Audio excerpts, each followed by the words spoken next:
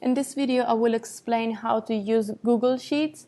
So you can easily access this from your email section or from anything that is connected to G Suite. If you find this Google Apps, you can just easily open a Google Sheet from here. This is how it looks. You can select a template if you want, or you can just have it blank and build it yourself. The few things that you need to work on and pay attention to are, well, of course, the font and font size and type font. So it really depends what you're working on. But if this looks too small for you, I suggest just having it, let's say, even 12 or 14. Another thing that's useful to know is that if, for example, you have things that are like very, very long, they are going to go on to the next cells. So what you want to avoid is that other information are covered, or that this word is going to be cut because of the next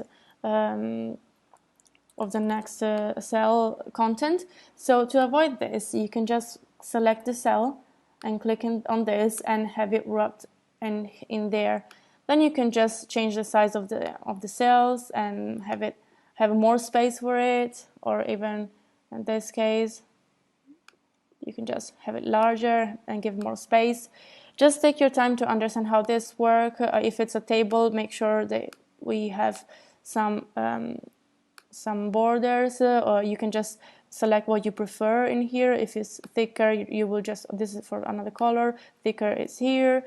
So make sure that when you are filling into a new spreadsheet, everything looks easy to navigate and to understand. So what we try to do is to have the same format for everything. So we don't want to have different colors, different font size, etc. To make sure we have the same color, we can click in here and select the whole spreadsheet, and then just put 12 for everything and make sure that everything looks clean and neat.